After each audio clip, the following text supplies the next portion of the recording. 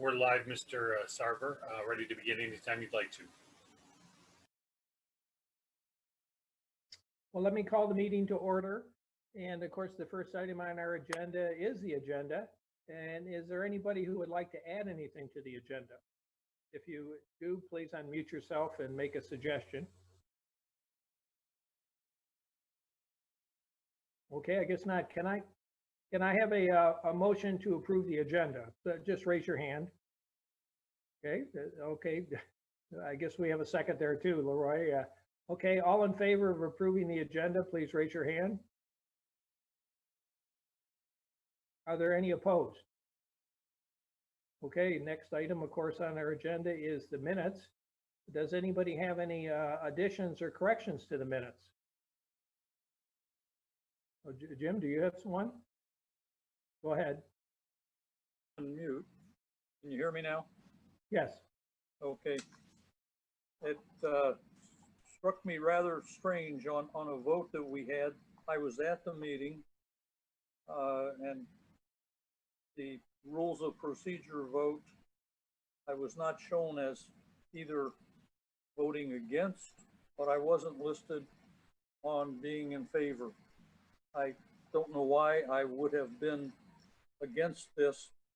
So I just, on that rules of procedure, I think I would have voted for that. Okay, I'm sure Leroy can make that correction.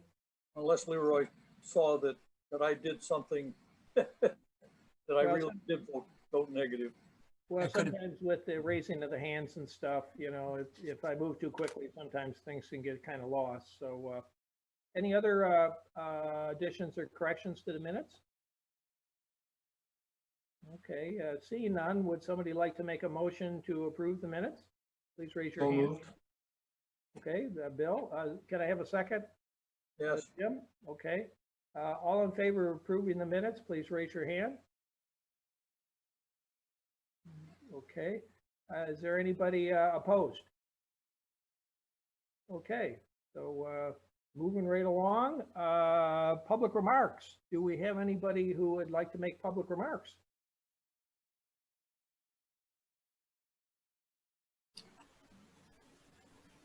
And of course, oftentimes we'll use the raise hand feature here. If there are people participating via home TV on Comcast, they can dial into 517-349-1232. And we can, of course, enable anyone to speak in here as required. That number one more time, 517-349-1232. Not hearing any phone rings yet, sir. I will let you know if I do. Okay, and of course, we have an opportunity at the end of the meeting for public comments also. And so let's see, we don't have anything under new business. So let me move right along to old business.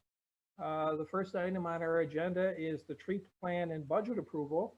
I guess, Leroy, would you like to kind of set that up? Sure. The tree team has met a couple of times over the last month, trying to work out a workable plan given the time of the year. Also, there have been some obvious concerns about COVID, and there have been a couple other suggestions for places that might be attractive spots for planting. And so most recently, Treasurer Deshane has suggested possibly a significant planting of larger trees along Central Park, which the tree team seem to be in favor of, as well as scaling back on the farmers market, partly due to COVID and the challenge of distributing 1,000 trees. And both of those ideas were well received by the tree team. We sort of went back to look at our budget and our plan with Ingham Conservation District. And Michelle is here to maybe help answer some questions about that. But the latest plan is to try and distribute about 200 trees through the market, significantly reducing the original goal of 1,000, and then to focus our planting in one or two areas. In follow-up conversations with the road commission, it looks like it's going to be a challenge on Central Park, but not impossible if we can stay on the other side of the sidewalk from the road, which is still a possibility, but might require some permissions. Let's see, what would you add to this? Any of you who have been at the last meeting, couple meetings, Jim, Bill, Michelle? Question, Jim? Okay, I was not at the meetings, unfortunately. I had physical working to do. I was able to read that you talked to the road commission and there's a problem with planting along Central Drive. I'm not, you mentioned the south side. The south side is where all the homes are. I don't think any large trees, a showing of large trees is going to have much effect or as much effect there. Could we move inside the sidewalk onto school property? At least I hope that's school property.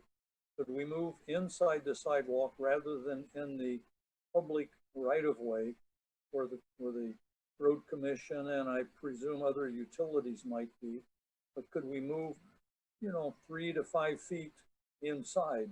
I haven't looked, but it seems to me there ought to be that much room in there. I believe that's the plan if we proceed with Chippewa. I did talk to the grounds, the director of facilities there, and they're still open to a major planting there. Whether we can put all the trees along Okemos Road there is a question.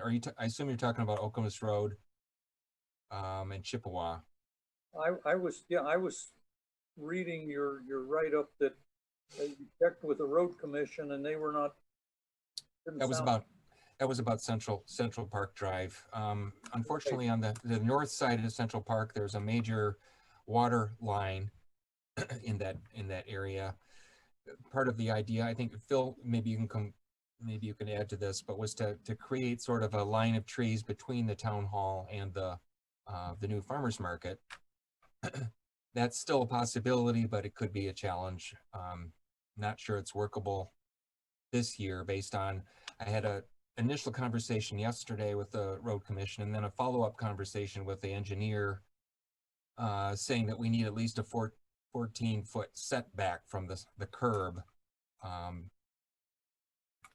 for a tree location. That's not an issue at Chippewa. Phil had also added that he's got a line on some large trees, which we need to explore a little bit further. In talking with Luann, they've got some good pricing that they use on some of their tree purchases. So we wanted to explore that further as well. But Bill, do you want to add anything, or Michelle? Sure. Or Phil? Sure. I'll chime in a little bit. I think there have been a lot of really good ideas brought forward in how to implement this initiative in the township. And I think I have been guilty of offering some of the wildest of those schemes. And I'm oftentimes end up with the perfect being the enemy of the good. I feel like there's a certain degree of urgency if trees are going to get in the ground in 2020. Our window of time is closing, and I feel that we have a budget that is solid and well thought through and is close to our target, and a work plan that'll get stuff done. As much as I would love to see fruit trees and micro orchards that have high biodiversity, I think we have a workable plan presented by our partners at ICD, and I would support moving forward with that tonight.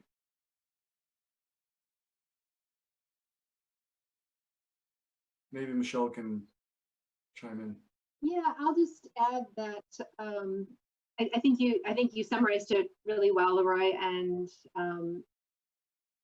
I think the only thing that I heard that I was going to comment on is I think planting On the inside, like on the property side of the sidewalk, if possible, at a location would probably be preferable, just in terms of less the root compaction and things like that from the sidewalk and the road. Trees might have a little bit better success in the long run, if they have a little more root space. Other than that, I think you summarized it really well, but if anyone has any questions about the work plan or the tree selection, absolutely let me know. I'm happy to comment on that.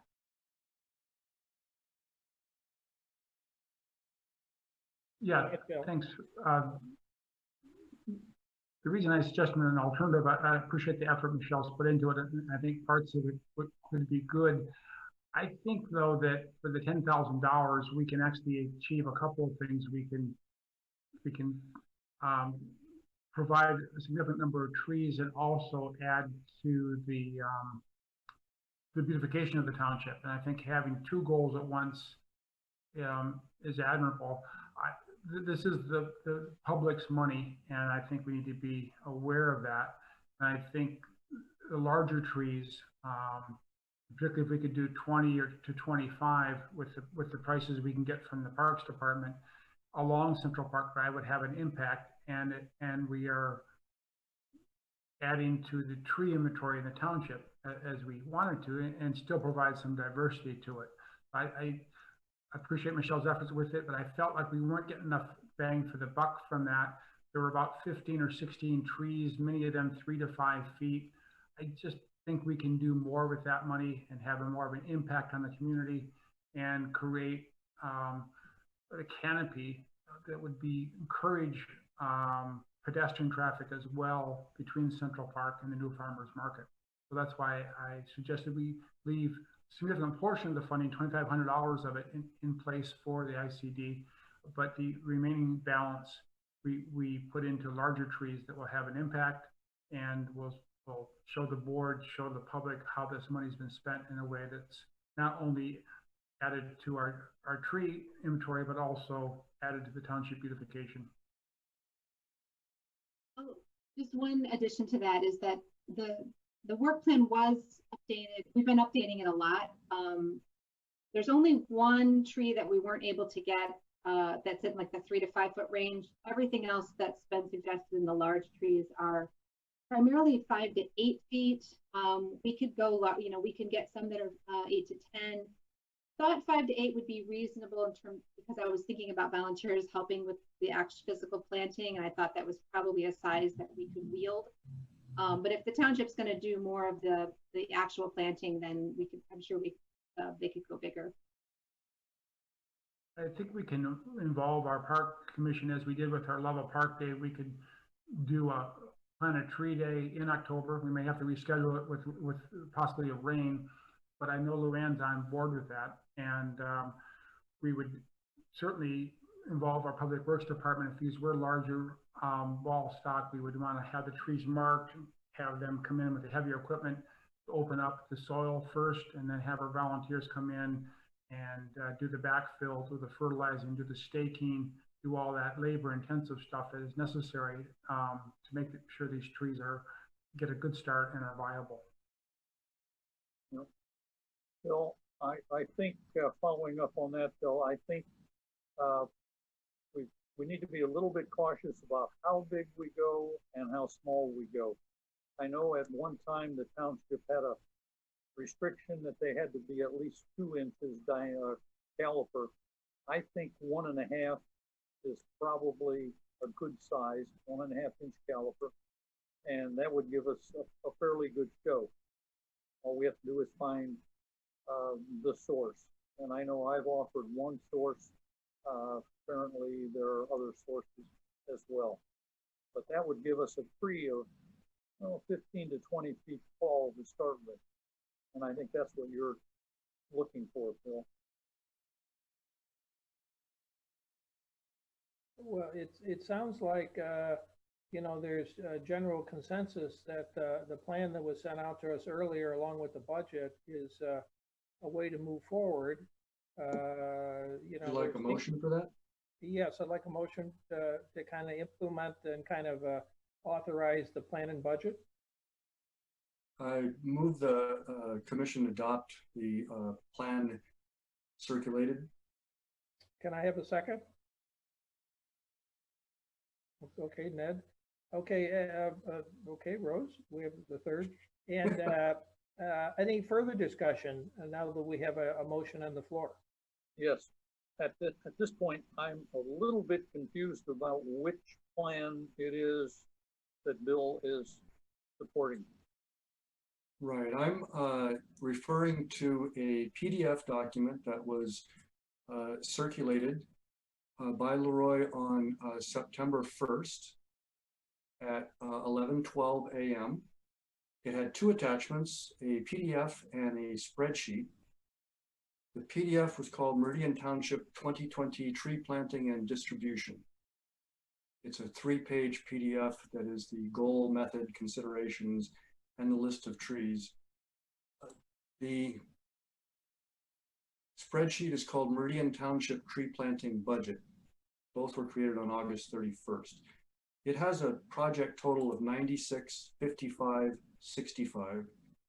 That includes the 3,000 for Central Park. And the dollar amounts for the other portions relate to the farmers market distribution and for potentially the Okemos schools projects, right? Correct. So we have three components to the plan: the Central Park Drive, Okemos schools, and the effort at the farmers market to distribute trees. Lori, did you have something you'd like to add? There's still some uncertainty about where and whose property we'd be planting on in Central Park. I think that's something we can continue to review. I like the idea of reserving some funds for that. I also like the idea of spending the money this year. But I think your Jim's question helped to clarify one of the things that I was going to bring up, was that we're really talking about three things here. Potentially we could move some of the effort from one project to another depending on our desires. Like, for example, plant all the trees at Central Park if that comes through, or plant all the trees at Chippewa, or reserve some of the funds for next year as permissions come through for a second location. And this is just a plan. I'm kind of we approve a plan and a budget tonight. We're basically giving the go-ahead to move forward as quickly as possible. There may be a need to kind of modify the plan as you get additional information, Leroy, but I would think it would be very helpful for us to approve the plan and the budget and kind of move ahead. And I'm sure there's going to be some adjustments as we kind of move ahead. Any other, Jim? Yes, I'm still uncertain. We have nothing in the material that Bill just suggested that we have. There's nothing to address the larger trees that Phil has suggested that he would like to see. And I don't see that. And if we approve it as it is, I'm not sure that there's going to be room for that. I'd be happy to accept a friendly amendment that put a sentence into that document that said trees will be planted on Central Park Drive as possible, or with the help. I think I heard the treasurer say that the Parks Department is willing to use its resources to put those trees in the ground. So it doesn't have a budgetary implication, it's just a purchase. But if we had a sentence that could say that, we could easily include that in the motion. I think that's a friendly amendment. Tom, did you have a comment?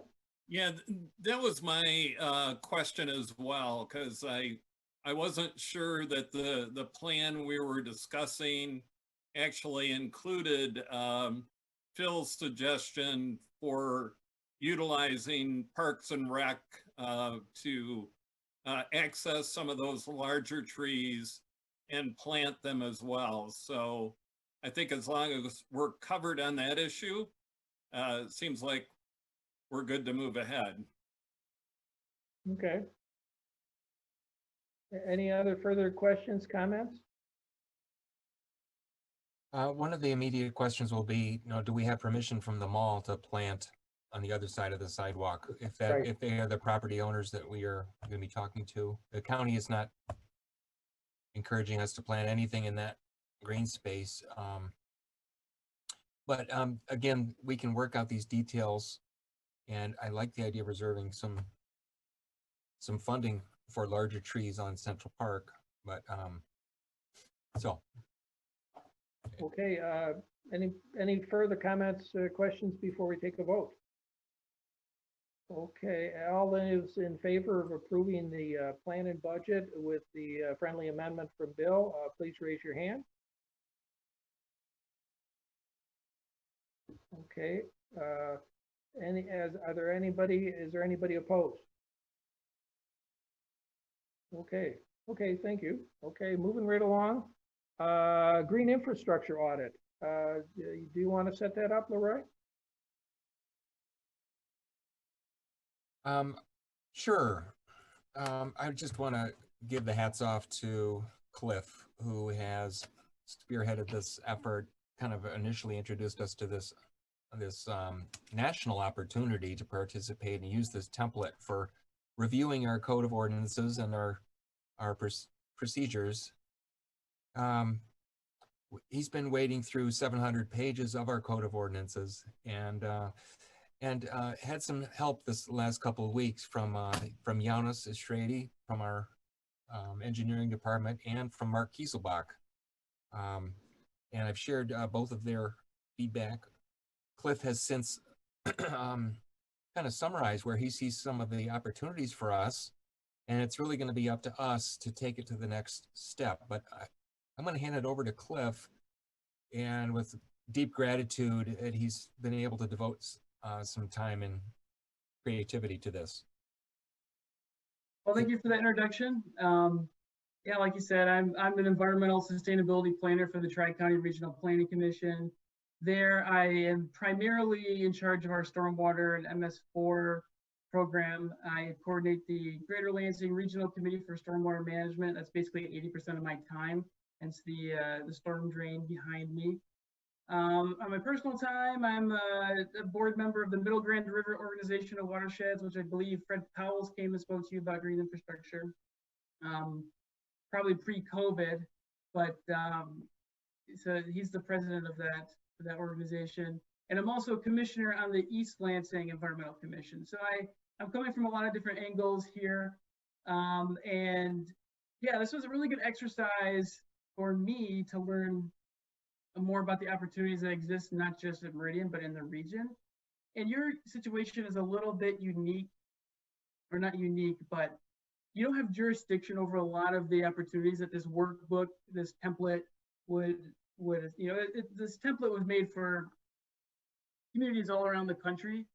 But for the townships, you have limited jurisdiction over your post-construction controls, how your roads are designed, some of that real technical design criteria that would be, an end product on a new development or redevelopment, because the drain office handles that.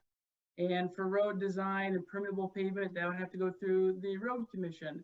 And so I'm just curious, has anyone had a chance, anyone on this board had a chance to take a look at that little worksheet that I put together?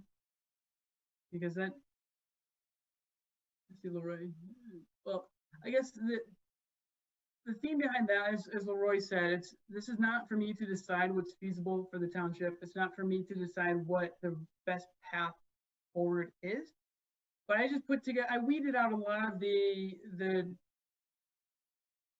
things that, one, the township doesn't have jurisdiction over, and two, may just be really difficult to pull off. Like, I think the things I put together in this Word document are achievable, realistic, and impactful.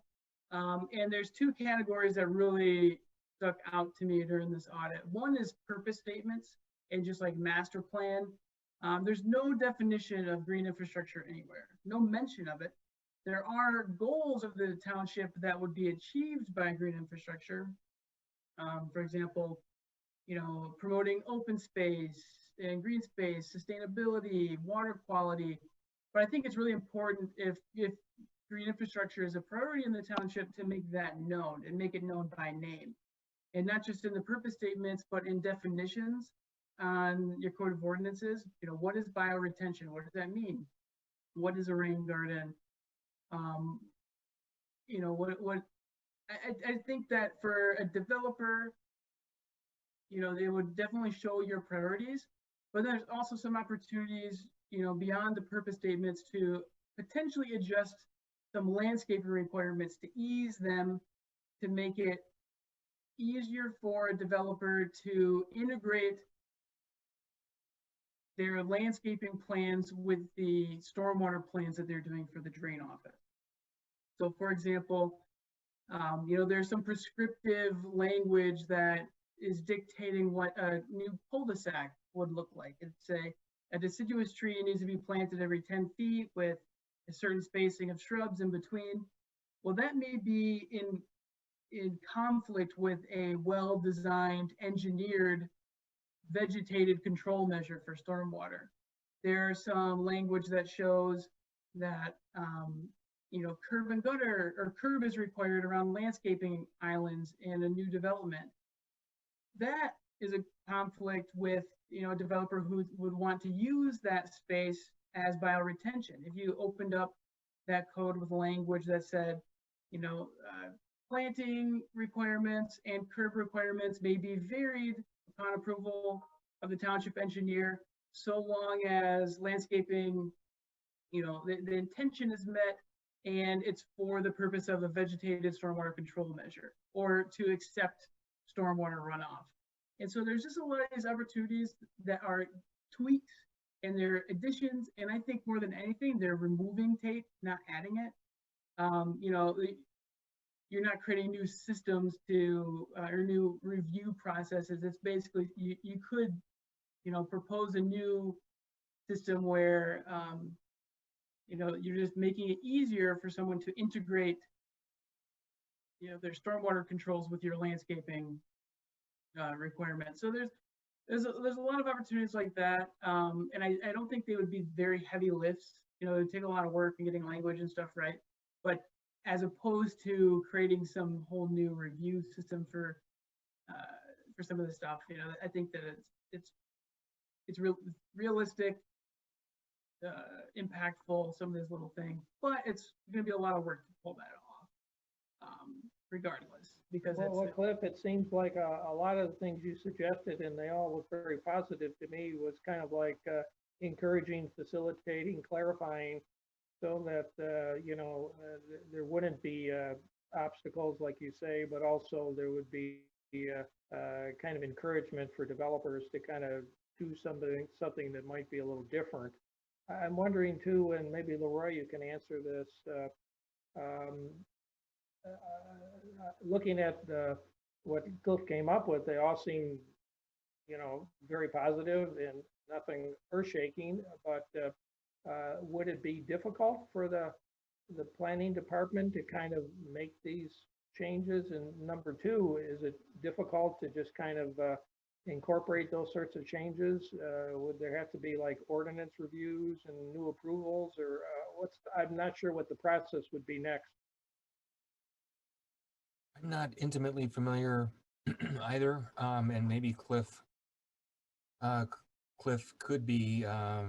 help with this, and maybe Phil or Tom from the Townships Association. There certainly is a process of reviewing the Code of Ordinances, and Bill also is more familiar with this than I am. I did want to point out, if you missed the email or you can't find it, I did add Cliff's comments in. If you open up the chat window, you can sort of see a link to to our website, which is other documents. You can find it also in a roundabout way, going to the Environmental Commission page and then looking for other documents in 2020.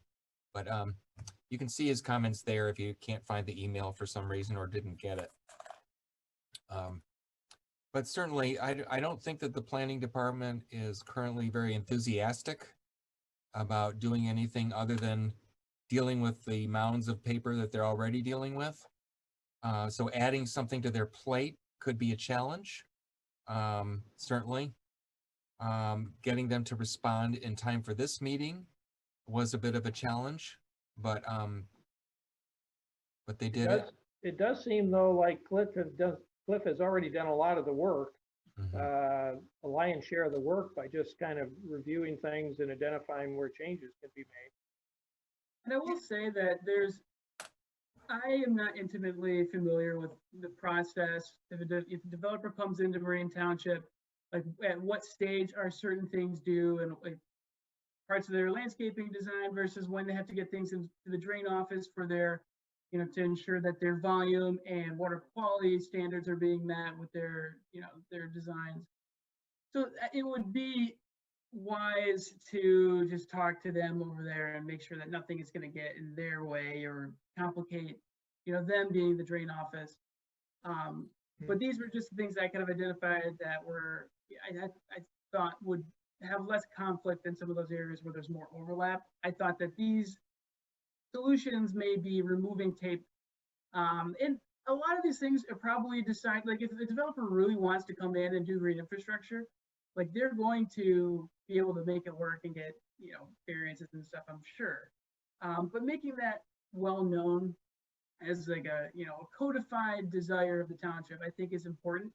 But beyond for a developer who's more familiar with this stuff and the ways to get what they want, not that they even probably necessarily want to spend more money on green infrastructure necessarily, but some of the more residentially oriented components of the code, like, it reads driveways must be concrete or asphalt. Most people are going to read that as, it has to be standard concrete, standard asphalt. Even though there's concrete and asphalt based porous surfacing, you could, probably make it work and squeeze through that. There's an opportunity there just to add language that says permeable pavement is allowable upon approval of the township engineer, or permeable pavement is encouraged or desired. But then that's not just the people who are in the know, like the planners and developers who live this stuff.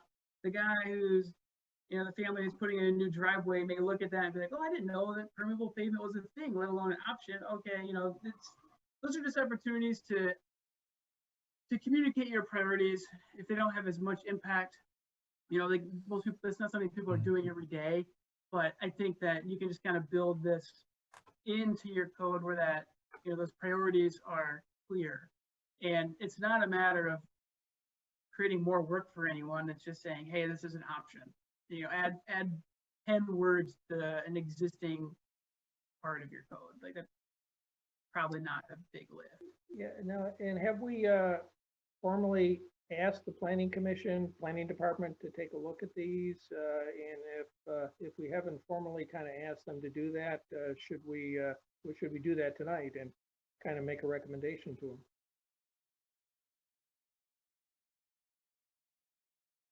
Bill? I see there's about 24 of the low-hanging fruit, and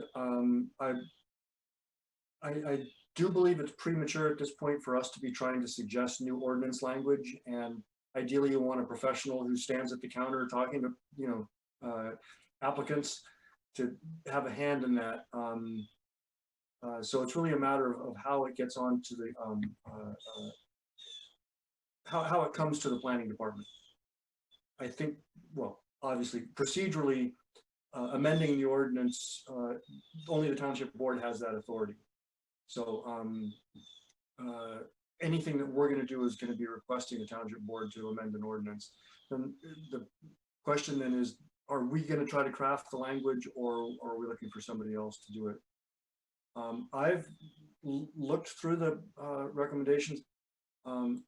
I think it would be good for us to chew them over in some detail before we send them up the chain. Maybe pick out some lowest of the low or something, or at least grapple with them a bit more than reading Cliff's excellent summary before we formulate a request either to the board or to the planning director. And I'll mention that I had kind of envisioned, a kind of a slow approach to this next stage. You're not rushing into it, like you mentioned. You're gonna have to decide which of these are most important to the township and to this board. But I purposely left the language very, very basic, like, here's something you could do, like 10-word sentence, nothing, no recommendations on like, this is the revision that I will recommend in this section, and like, strike through language and all that. But that is something I, would be able to help with. It's not up to me to decide what those priorities are and what those changes should be, but when this body determines that, and the planning and the township board makes those decisions, I'm available to pull from my knowledge and resources of this type of work being done around the country. That also brings me to the point that the GLRC, the Greater Lansing Stormwater Group that I coordinate, there's 17 communities. Meridian is a founding member, long time, 20-year supporter. Your dues from the township support our work, and we do everything for the stormwater program as a region, things that are regulated under EGLE and under the Clean Water Act. In the past, we have had ordinance subcommittees that have developed the pet waste ordinances that are around the area, and wetland ordinances, habitat. There's a whole bunch of areas that this group in the last 20 years has touched, and they've, huddled everyone up and then branched out to the individual communities. I'm not promising anything, but tomorrow morning we have a meeting, and I'm going to mention this exercise that I've performed for the township, and then, if there's enough buy-in, there's maybe potential that something like, I've been envisioning maybe coming up with boilerplate for the language. So it wouldn't be like every community coming up with their own thing that allows, curb cuts in bioretention areas and landscaping of, parking lots. But just like having boilerplate that we as the GLRC could recommend to planning commissions and just say, hey, this is kind of the best practice that we've come up with, and this kind of checks all the boxes, and here's a starting point. That's kind of a vision I have to come out of this. It doesn't mean it's going to happen, but I think that that would be awesome if there was this regional approach to this, and it would create so much less work for everyone, which is why this group exists anyways, because we share and template everything to do with stormwater, and this is another natural fit to that cycle of collaboration. Well, Cliff, that sounds great. Phil, go ahead. I'm going to jump off this meeting in a minute, but I did want to say regarding the board and passing environmental ordinances, there's actually an opportunity for that now with the new board that I don't think existed before. We all know that Clerk Dreyfus is coming off the board, and Clerk Dreyfus often brought up environmental issues before the board and argued for them passionately. But Clerk Dreyfus was also extremely divisive clerk in many ways. I'll say that. You can take it as a political statement if you want to or not, but he was, so him bringing up those issues, in my opinion, almost guaranteed the board was going to look at them in a less than objective manner, because there was so much else going on between the board and the clerk at many different times. It's just the reality of what we had the past 4 years. The board that will go on and start to be sworn in on November 20th will be the same board with Deborah Guthrie as a new clerk. I think the board's environmental credentials remain strong, and I think having the board can build a more organic consensus for these environmental concerns, and no less commitment to it than you've seen in the past, and perhaps a stronger one, because environmental issues won't become uses a hammer, if you will, or won't be a divisive issue as I think it often has been in the past, that got very politicized, and it didn't need to be. These are good, important issues. Bringing them up before the board and incorporating them into our ordinances fits with the values of this township. So I encourage this. Bill's right. We've got to do this in a way that works with our planning department. We can't just dump a bunch of new ordinances on them and expect them to implement them successfully. But so the how it's done is important, and how we work with the current staff is important. But I think we have a better opportunity than ever to bring these environmental concerns to our book of ordinances And Trustee Wazinski will talk about an action we took last night in just that regard based on your recommendation. So I think moving forward, this is a great time to bring this up, and that you're going to find a very receptive board to reasonable and environmentally sound suggestions for revising our ordinances. Well, that sounds very promising, and it sounds like too that Cliff's going to pursue this kind of on a regional level, and I think Bill's suggestion that we take some time between this meeting and the next meeting to kind of look at those recommendations again is a good one. So we should put this on our agenda for the next meeting, and we have a kind of a homework assignment between now and then to kind of look at what Cliff has come up with more carefully. So is there anything else before we move on to the next agenda item? Any other further thoughts? Looks like we're making good progress, that's for sure.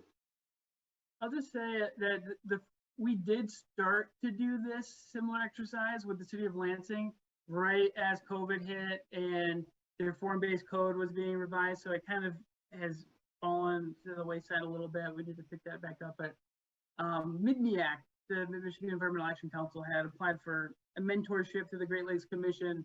And there's the equivalent to Tri-County, the MPO in the Rochester, New York area, who's like a mentor on that attempt at Lansing. And so there, I guess I'm only saying that to say that there is already interest from like the high levels of the Public Works Department at Lansing. I've talked casually with Lansing Township, and you know they're interested, at least their planner is.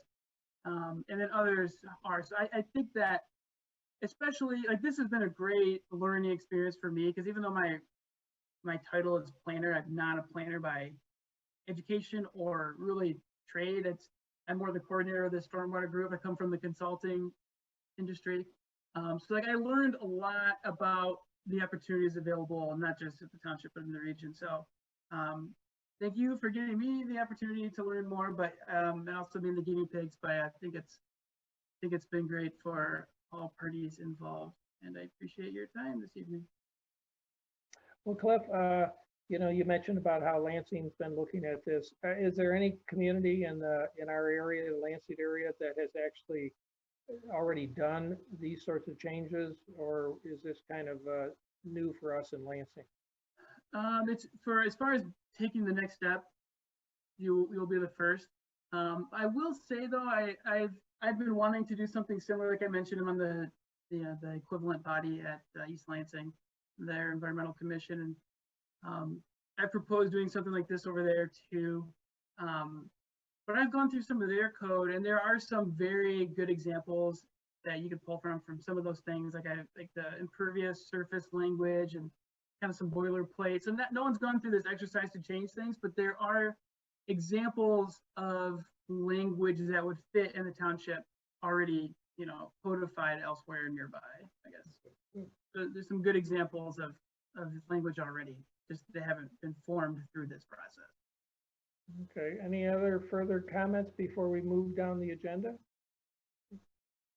Okay, we're next up to rules and procedures. Roy. I wanted to say that Cliff and Michelle don't feel like you have to stick around. Maybe Michelle has left, but yeah, I know you have other things going on, so you don't have to be polite and stick around for the entire agenda. Anyway. I do need to get going, so I'll take you up on that. I appreciate this again. Thanks. I'm a township resident, so I find this all quite interesting actually. But so I've got a little personal interest as well, but I will just add, if I can, Cliff kind of inspired me that if the township has any interest, and this doesn't have to be, you know, right now, maybe the green infrastructure comes first, but I do have access to a ordinance template on planting native species. So it's something that it's already been prepared by another cooperative invasive species management area up in the Traverse area. So it wouldn't require a lot of effort on the township's part, I think. And if it was something you were interested in adopting, it just has the definitions, spells out kind of the environmental and economic hazards of invasive species and having to manage them and deal with them and remove them, and just recommends native options. And that's something that the SISMA here, the Mid-Michigan SISMA that the Ingham Conservation District houses could help with that process too. So just something to think about. Maybe we can circle back to that in another meeting. You know, Leroy, maybe you could get a copy of that and distribute it prior to the next meeting. That'd be great. Thank you, Michelle. Yeah, thanks everyone. Okay, yeah, we have our code of our procedures draft that we've been circulating. Mark Kieselbach had run it by our attorney, and I think you saw the results of that attorney review. If I understand it correctly, our environmental commission is considered a potentially able to conduct township business. So with that in mind, you have to be an elected, let's see, looking for the terminology. You have to be a authorized elector. Which means we have to be registered to vote, right? Right, 17 and a half years or older in order to be able to vote on the commission. Our current youth definition, as we discussed last time, was 15 to 24 years of age. So it's potential that one of our youth members potentially could be registered to vote and could vote, but that's the attorney assumption, or the attorney's sort of review process. But typically, I don't see this being too much of an issue. I run it by Luca. Normally, we have not been, we've allowed everyone to vote that is a member of the commission, but legally, you'd have to be an elected, a registered voter in order to be your vote officially counted.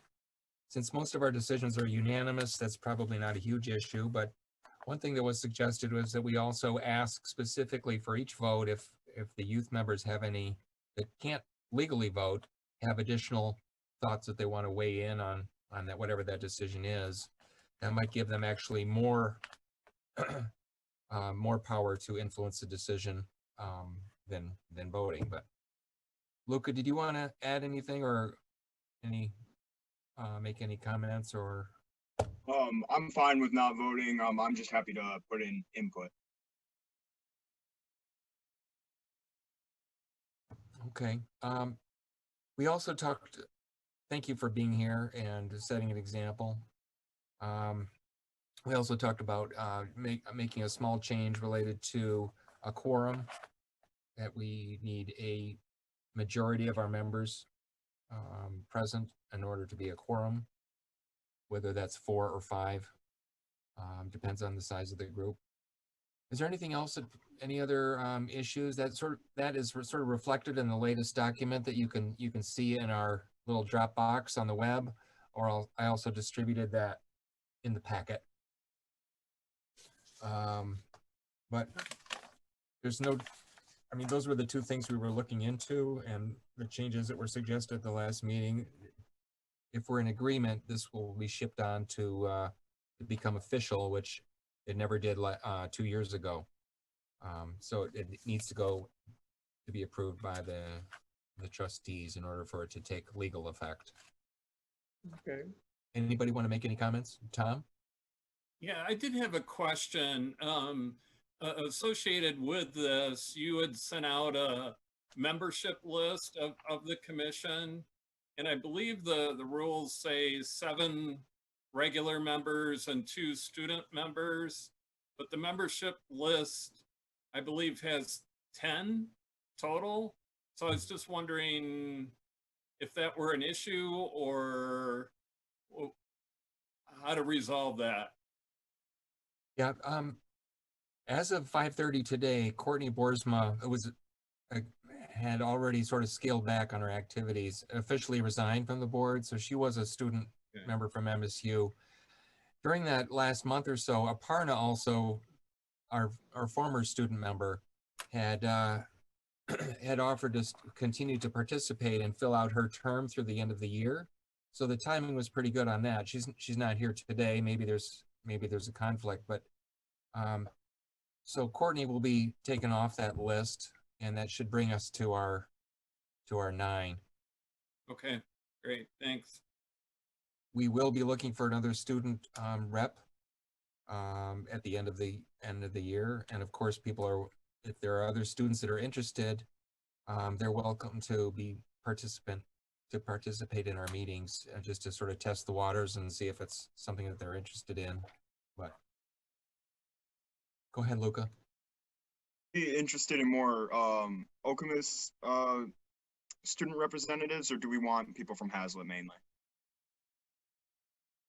Strictly Okemos. No, I'm just kidding. No, I'm just kidding. No, we definitely like representatives from Hazlet if there are students interested. But if there weren't any representatives from Hazlet, right, Leroy would probably be happy to have a second representative from Okemos Schools, right? Yes, or MSU for that matter. Right. Or other schools in the area. Right. As long as they're in the township. Now, Leroy, will you be soliciting recommendations from Hazlet Schools and or anybody else with respect to possible student replacement? That's a good suggestion. Okay. So far, we've relied pretty much on word of mouth. So Luca, I kind of lean on you. You've got connections. We have a couple of teachers that have come forth in Hazlet that can also touch base with. Yeah, so go ahead. I think you want to do that to encourage, if possible, Hazlet to be represented, or MSU or LCC, whatever, you know. I can at least announce environmental engineering students. Fantastic. Okay. Courtney appreciated her time here. As you know, she was quite a contributor to our efforts. And but she has 5 classes, and when she found out MSU is going to be online, she's going to be staying in Muskegon for the duration. But she's still potentially a resource if we want to call on her for environmental education or other topics of interest. I liked John's idea of trying to solicit it to the high schools of both Hazlet and Okemos, because I don't have very many connections in Hazlet, and so I think the best way to go about that, I mean, if it was during the regular school year, we could put up like a poster or something inside of the school with a link to go to somewhere, but that's kind of challenging for us now because everything's online and personal at home. Okay, I guess we're at the point where we need a motion to recommend the change rules and procedures to the township board. So moved. Okay, second. I'll second. Okay, further discussion. Okay, all in favor of recommending the modified rules and procedures to the township board? If you're in agreement, please raise your hand. Is there any opposed? Okay, let's see, moving right along.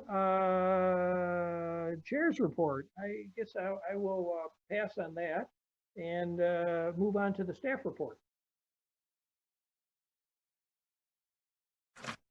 Okay, just very briefly, we are in need of volunteers for the recycling event coming up September 26th. We typically rely heavily on student participation. Aparna has recruited probably an average of 30 to 40 students for the last several events. So if you do have connections, whether they're youth or adults, we have an online sign up for that.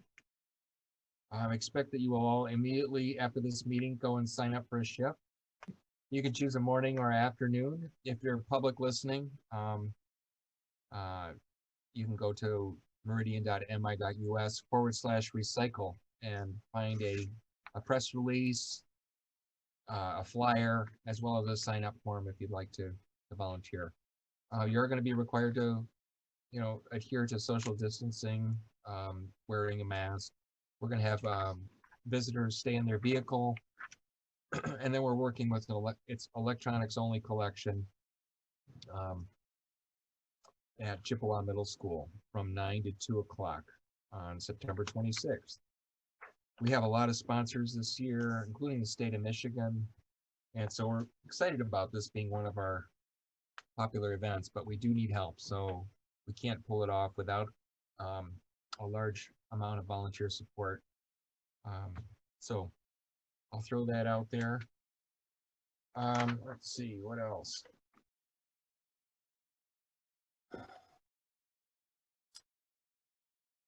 And my staff report, which is in the in your packet, there are a few meetings coming up that you might be interested in.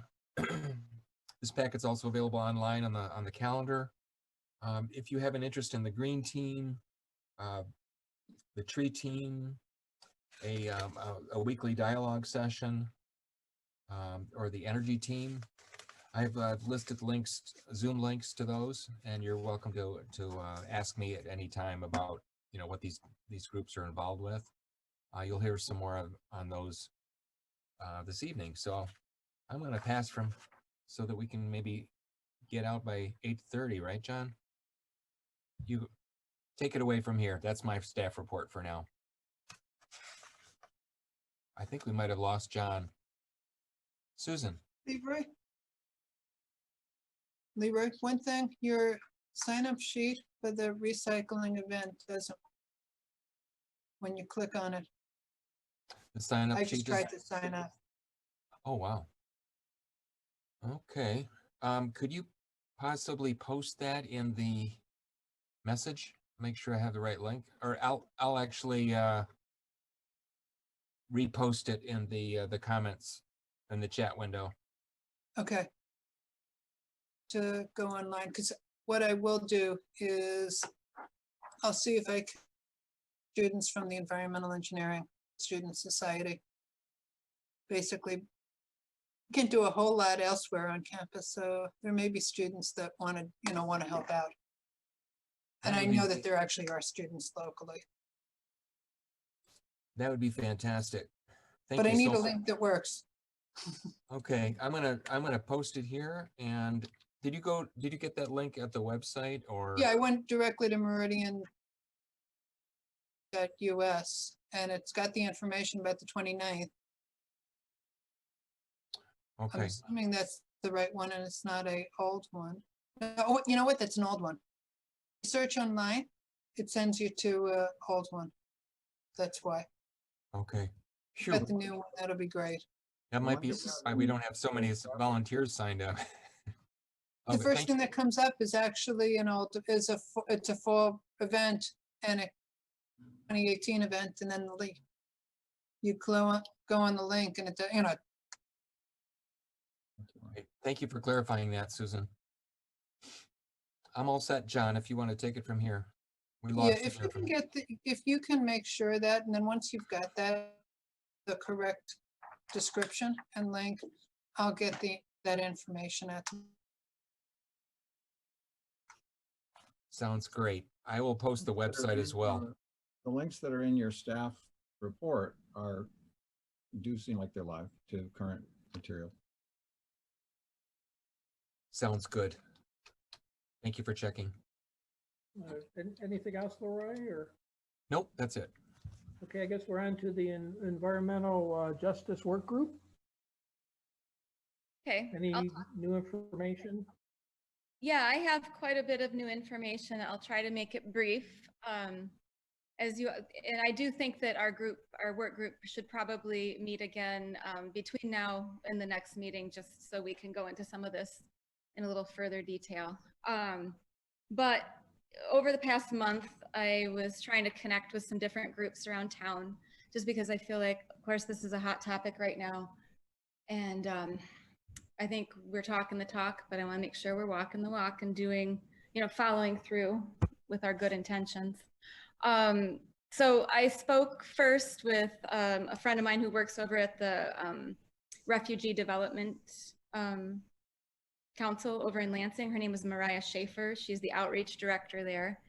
And it had a real informal conversation and bounced some ideas back and forth about issues of environmental justice. And we ended up we talked for about an hour. So there was actually a lot to chew over here. But just quickly, if you're not familiar with their program, they do mentorship and after school programs. They do adult education. They help people with housing, all kinds of stuff across the community, working with people who are resettling here. And have very interesting talk about a lot of housing issues have come up. But what I said to her is I said, what specific items do you feel there's a need for in this community right now that kind of are in line with environmental goals? And she said, one thing that they have done already is they have translated water and paint testing, like lead testing materials, into tons of different languages. So she said that she has lead testing information available that we could take and use in Meridian Township if we wanted, translated into all of these different languages. So I thought that that was a pretty cool thing that she was volunteering to help us on if we wanted to do that. She talked a lot about safe walking routes, about people wanting to feel safe, about people wanting to know where to go as they're out walking around. She thought COVID education for multifamily housing communities is big, sanitizer, masks, all those kinds of things. And community education. And at first that she said just educating people about the whole resettlement process. And at first I was thinking, I don't see how this is so much an environmental issue, but as she's talking about it, she was saying that a lot of people don't understand that when refugees are resettled, they don't choose where they go. They're brought in by various groups, St. Vincent's, the Lutheran Church, and all of this, and they just kind of end up wherever they're going to be. And she just thought that community education around that would be helpful in opening people's minds up to that a little bit. And then the final thing that she talked about was that she thought that community gardens are very effective in bringing refugee families together with other members of the community, because a lot of these people come from agricultural backgrounds, and a lot of them have very strong environmental knowledge that could be shared, that we could learn from. And she just thought that that would be a good way to kind of get people together. She also said she'd be happy to come and talk to us if we wanted to talk to her any further about this. But she said that overall, they don't have the bandwidth to do too much over here in Meridian Township, even though there is a huge refugee population here. She said the library has done a little bit of ESL stuff, but there's not a whole lot of funding to do much more. So she was really grateful that I reached out to her. Sorry, this is longer than I thought it would be. I then talked to Thassan Sardar over at the Islamic Community Center, and he said he's actually worked with you before, John. I don't know if you remember, but he said that he did some solar stuff with you in the past. And so what he said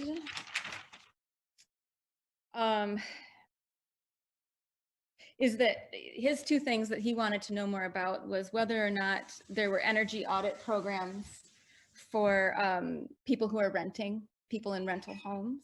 He wanted to understand whether or not there's incentives for people who are renting to do more with alternative energy or power. Sorry, my child is behind me getting a drink of water right now.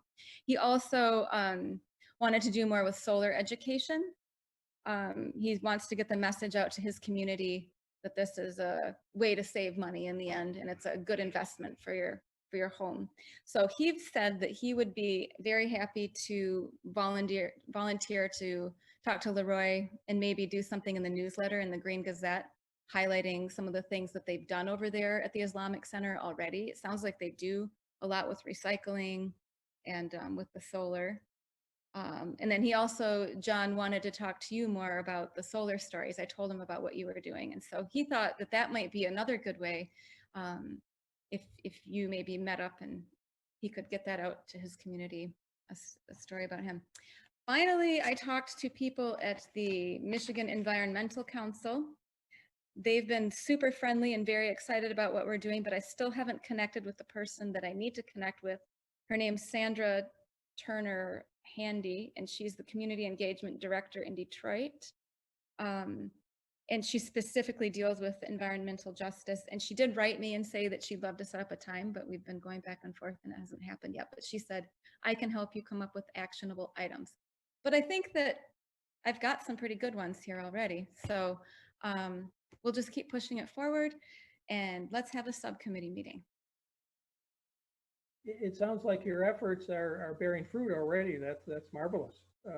You know, making these connections and seeing where the township can be more active and just kind of, and I'll follow up like you suggested. So that's so far so good. That's great. So we'll have to schedule another meeting of the work group between now and our next commission meeting. That was, I know there was a number of groups that you were going to check in with. Those were the 3 groups that you were going to check in with, right? Yeah, okay. Bill? I was just going to underline that recently one of the township's community gardens, the lot that it was on next to the old East Lansing Food Co-op was sold and is going to be redeveloped. So it's an ongoing, there is a bit of dynamics there. And it might be that we could do some outreach to that group and see how we might be able to help. So I'm excited to see this work go forward.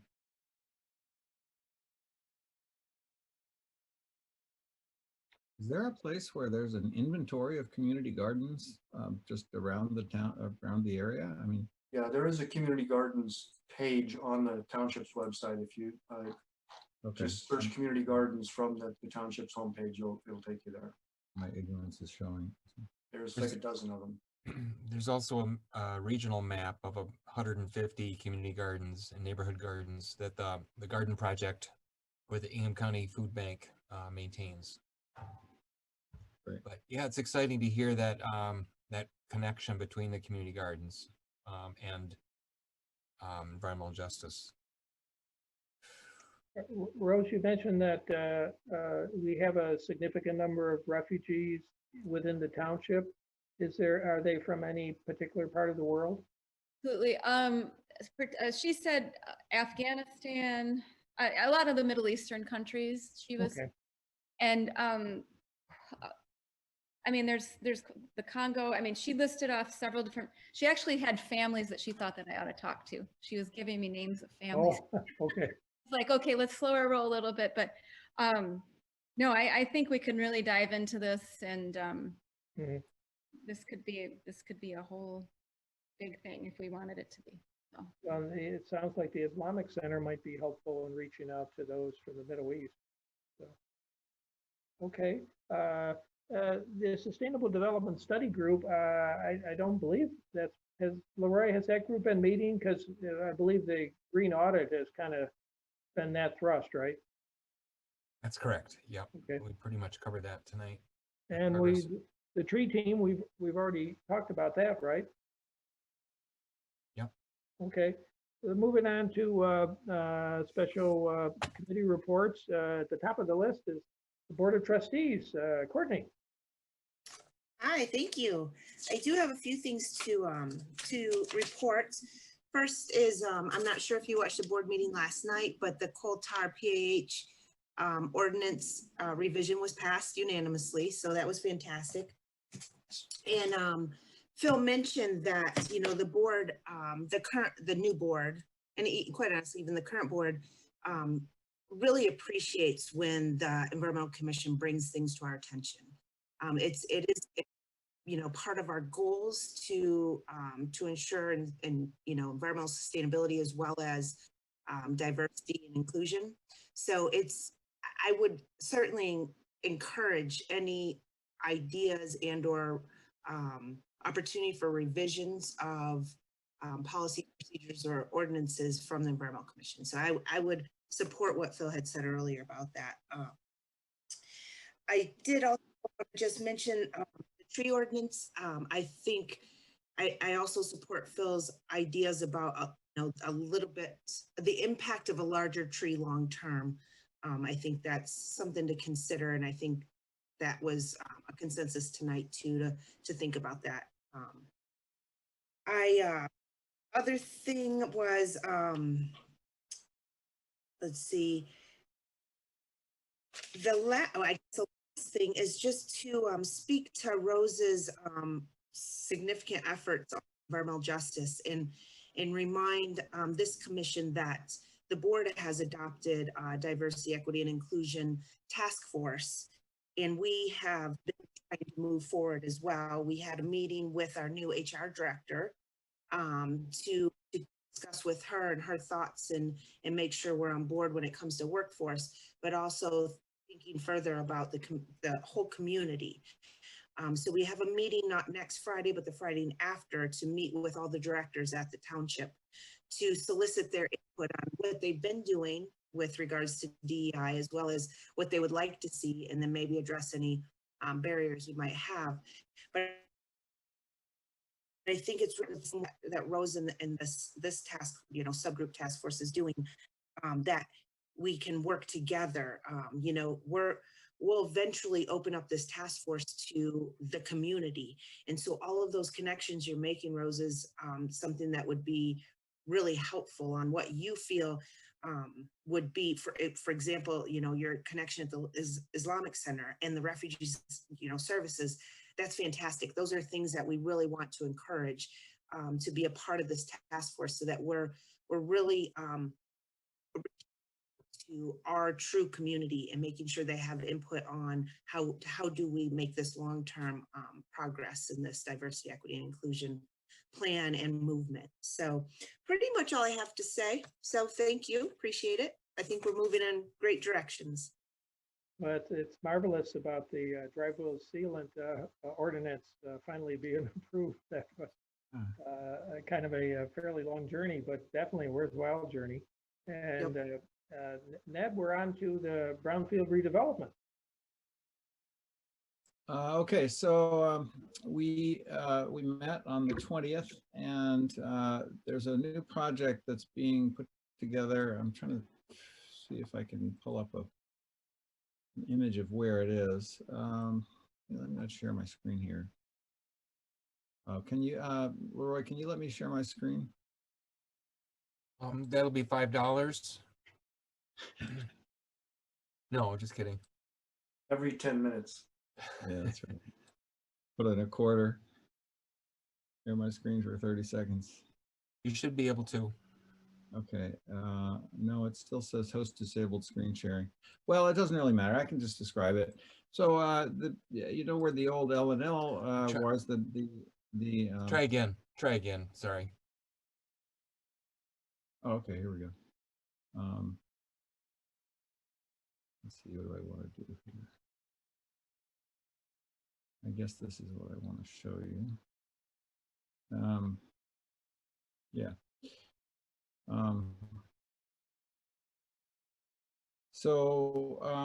For those of you who aren't necessarily familiar with the Hazlet area in detail, so we're not very far from here. You can see Hazlet Road and Marsh Road. So this yellow triangle here is mostly the northern part of it is the old property that used to have an L&L, and years and years ago it had Bagel Hall and various things. It's been sort of blighted for, boy, almost 20 years or something. I don't know how long, Susan. Long. Anyway, more or less all that's there is Mr. At least 10, if not 15. Right. And I was trying to remember when you had your students review sort of the options of what could be done there. So we're putting the German beer garden that they wanted? Yeah, right. With the fountain on the corner? Right. Probably about 2000, I'm going to say 2012, 2013, somewhere in there. Okay, that's what I thought. Yeah, on the order of 10 years. Not quite. All right. Well, anyway, so the orange patch that you see here is the part of the property that is to be demolished, and then the part inside the sort of left-hand part inside the dotted lines is that the building there, that's the building where Mr. R's driving school is and so forth, is going to be, at least is proposed to be knocked down and replaced with multi-story construction that's going to be mostly is going to be for senior housing. And what I am showing here now is the map of drilling that more or less on which the idea of assigning it as a brownfield are based. And apparently there was a dry cleaner there in unknown years past. And so it's very, very hard to read, I know, but up here it says PERC. Well, they all say PERC, but a couple of them say PERC in red, which indicates that the PERC, which is perchloroethylene, is that's a dry cleaning fluid, is above some threshold, which is probably 100 ppm or something. I don't know what it is. Oh, 60 ppm is anyway. It's my issue with this whole thing is that it's a very interesting project, but there's sort of, I'm concerned that there's kind of a cherry picking in the sense that they're just talking about developing this one part, and then the rest could still end up a kind of a desert. But that's just my own wishful thinking. Anyway, that's the project that's being discussed. And the interesting dynamic in this particular story was that the environmental consultant, who is normally the township's advocate in most of our other brownfield considerations, is actually being employed by the developer in this case. And so we employed a different consultant who did a perfectly good job. But anyway, there were various critiques of the proposed redevelopment, some of which, given its relatively borderline case to make it at all as a brownfield, they had the financial structure set up with a relatively high percentage of interest on the tax payback and so forth. And so there were a lot of little details that were going to send it back for discussion. So I'm sure we're going to see this again. But anyway, that's the property that's being discussed, and I'm very happy that anybody's doing anything about that overall section. I would just like to, I would personally, speaking personally, I would like to see the whole thing redeveloped in a more integrated way. But any investment in that area is going to be something that improves things. Anyway, that's the story. Hey, Ned, is it mixed use or is it just housing? I'm trying to remember that. I think that it's mostly housing. Pine Village has commercial on the first floor, especially facing east. I think that's right. The main entrance will be on the west side, and the commercial will be on the east with an access road, basically along where that dotted line is. So this map actually is east is up. Yes. And so it's going to be this sort of U-shaped thing, and that front on the ground floor would be businesses. Yeah.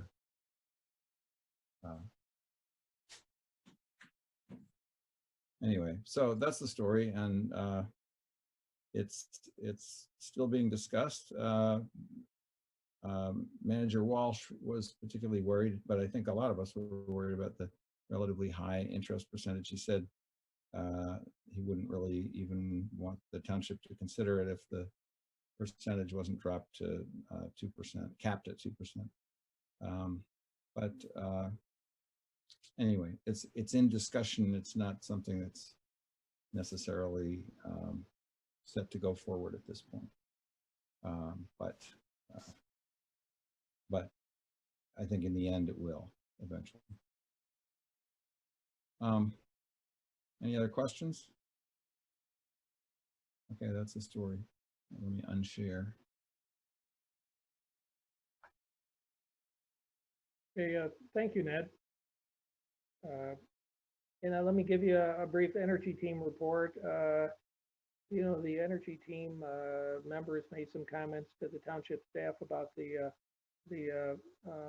40 kilowatt solar proposals that came into the township for the fire station and the farmer's market. And also what was kind of interesting is there apparently is some discussion among township staff about other kind of solar applications. And so there's been questions about the solar flower, and Leroy just sent out some additional ideas, like a solar charger with a park bench, a solar carport for electric vehicles, solar street lights. So it's and some of the energy team members are commenting on those kind of ideas. So it's kind of reassuring to see that the township staff are kind of being creative and thinking about ways where solar can be applied in various aspects of the township. And the Lansing area virtual solar tour is on schedule. We have on YouTube, I believe about 10 videos now. Almost all of them are from Meridian Township. I think 9 of the 10 are from Meridian Township. And we're going to get an additional kind of a home story later this month from Heidi Porter. So that's kind of on track to have available for folks who want to learn more about solar. Go to the YouTube channel, and most of the presentations are 30 to 40 minutes. So there's a lot of information and a lot of questions and answers. So that's it for the energy team report. Yep, Bill? You mentioned the solar flower. I'm curious if anybody's had any luck with that. When I contacted them a year ago, they were just cherry picking the best sweet locations where they could show off their product, and I couldn't even get a call back. Are they accessible? I don't know. Leroy might be able to tell us more. As far as I know, it's just kind of an idea that's being thrown around. I think this Pat Jackson on the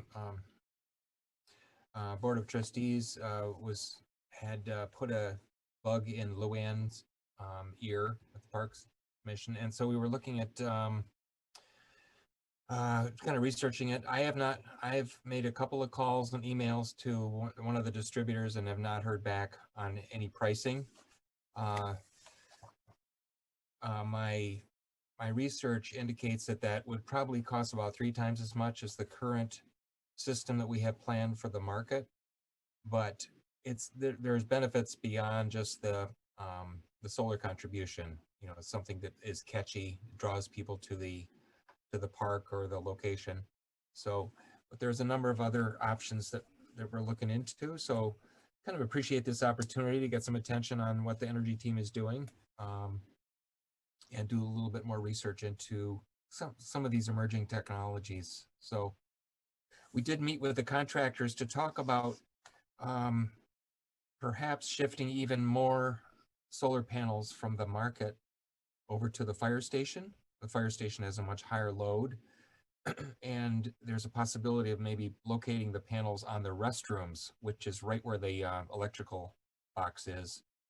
There's a nice little south-facing roof there, which would leave the new shiny metal roof undisturbed, which is appealing to the one of the appealing factors of maybe doing it on the restroom. So just a couple of little updates there. Do you expect a decision soon, Leroy? The contractors are supposed to get back to us by the end of the week or early next week. Okay. Okay. Because all this is supposed to be done by November 1st, if I remember correctly. That's correct. It might push things back a little bit, okay, but I think the final product will be more attractive to the township. Okay, we're on to we're on to the green team. Anything additional, Leroy?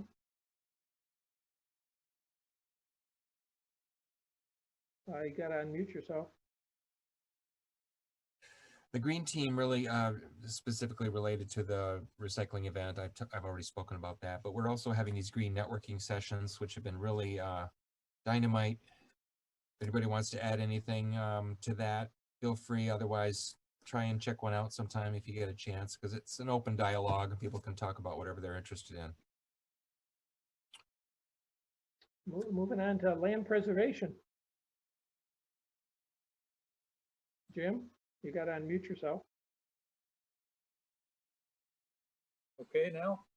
Yep. Okay. As I said at the last meeting, we've actually had two in face-to-face meetings, outdoors, although, which makes it work nice. We met at the North Meridian Road Park Pavilion. And then we went over to the Foster Krause Preserve to walk through it. Most of us had not ever been there. It's to the immediate south of that park. I can't think of the name of the second road down that you have to go in to get to it. But it was a nice preserve that we've got there. It does come up into North Meridian Road Park.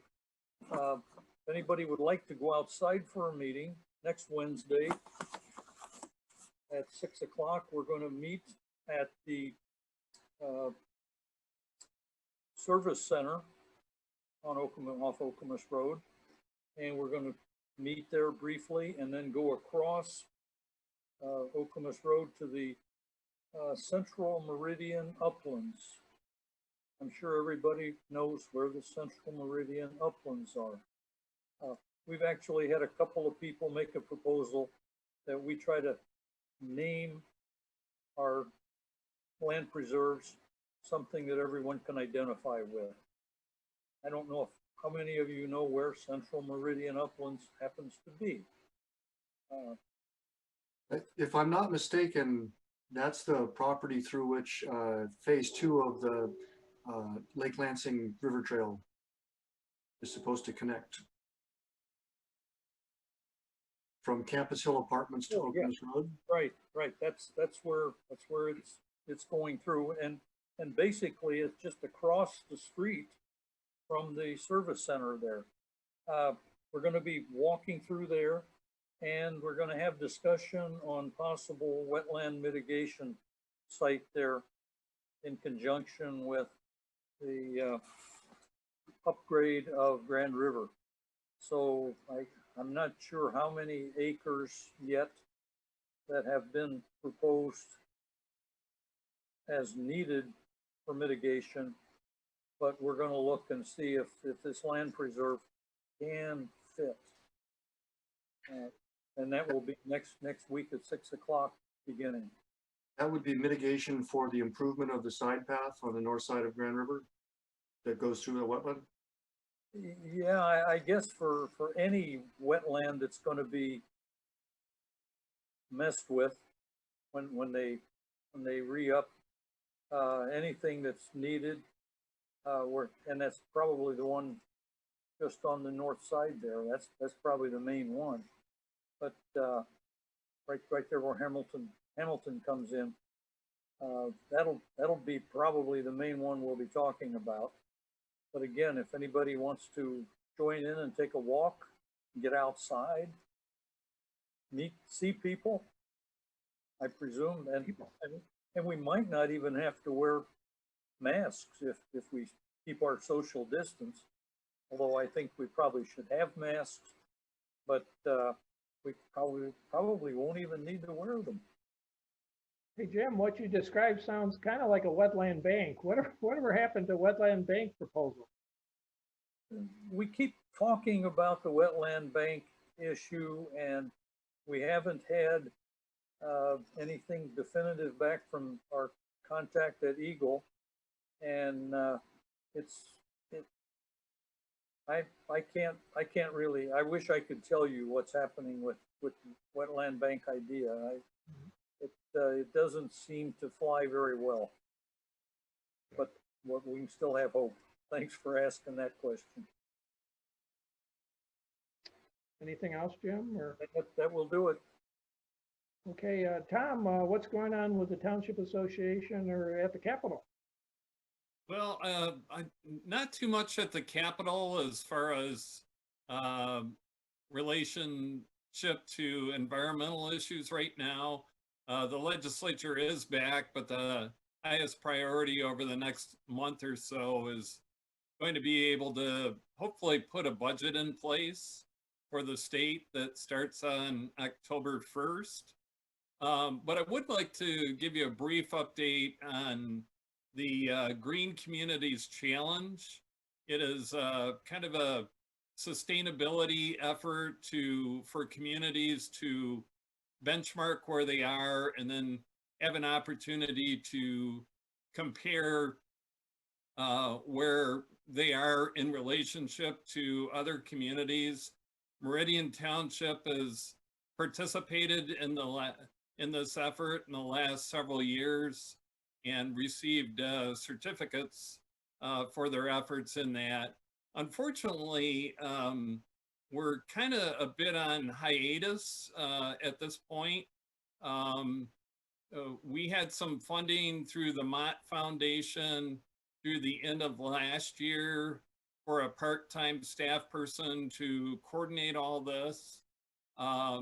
We were in hopes of new funding from 3 different state departments this year that would keep those efforts going.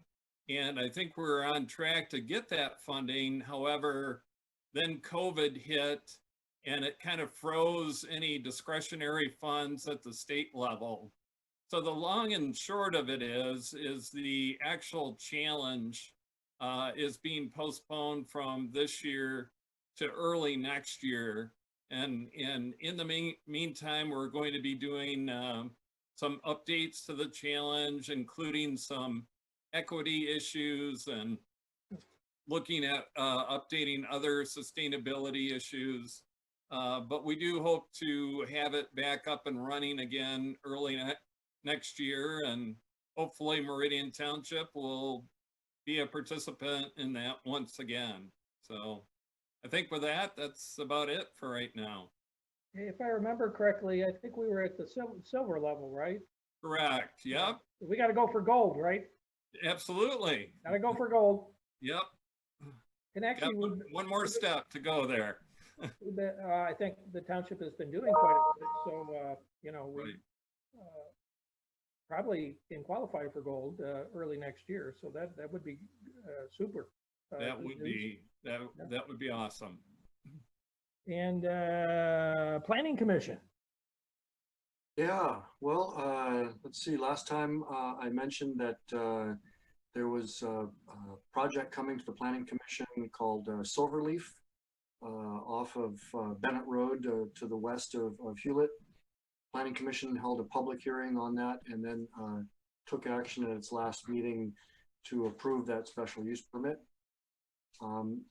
And other than that, the Planning Commission is diving into the mixed use plan unit development ordinance to see how we can tweak that. I wasn't able to follow the township board meeting last night, so I'm curious to hear how the board acted on the ANDEV project proposal. But that's about it from Planning Commission. Okay. Let's see, Transportation Commission. Ah, yes, Transportation Commission. I think I might have mentioned that the Transportation Commission was going to hold a joint meeting with the Corridor Improvement Authority. That meeting happened, and that resulted in a request forwarded by those two groups to MDOT for a number of improvements to the roadway during that same reconstruction that I think Jim was referring to. It has to do mainly with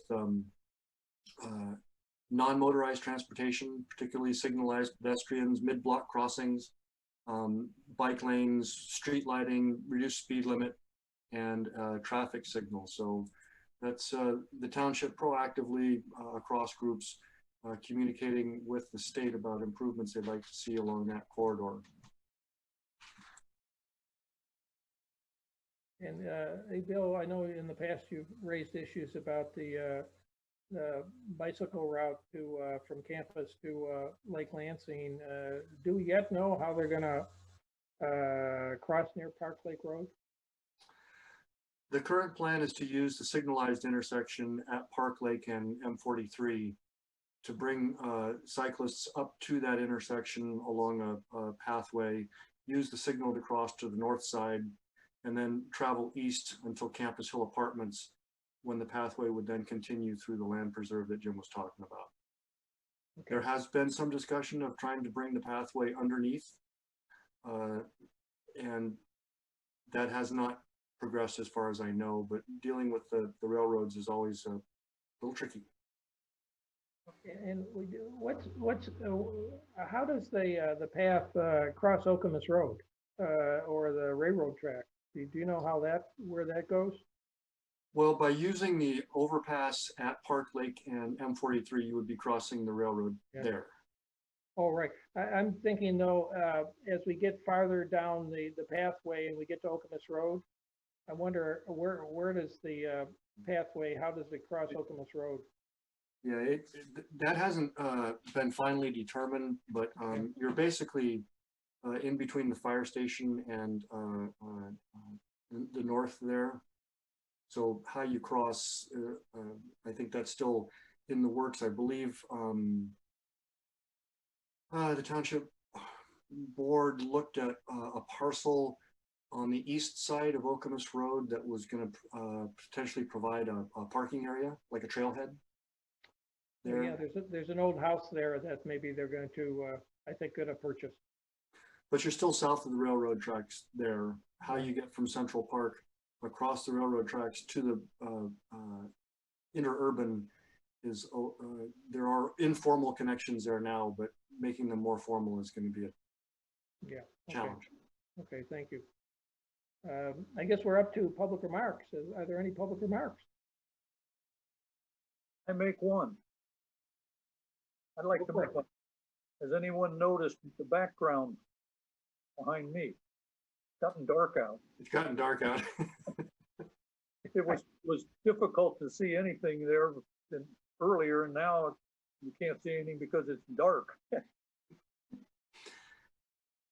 Times they are a-changing. Oh, Hey, Bill's background looks pretty sunny to me. yeah, that looks pretty nice there. Yeah, wherever Bill is. Yeah. Well, okay, I don't know public comments, I guess, and so I guess we need a motion to adjourn. So move. I guess we've got a couple seconds there. All in favor of adjourning? Is anybody opposed to adjourning? Okay. Hey, thank you, everybody. Good meeting. Thanks, John. Yeah. Take care. Thank you. Bye. Bye-bye.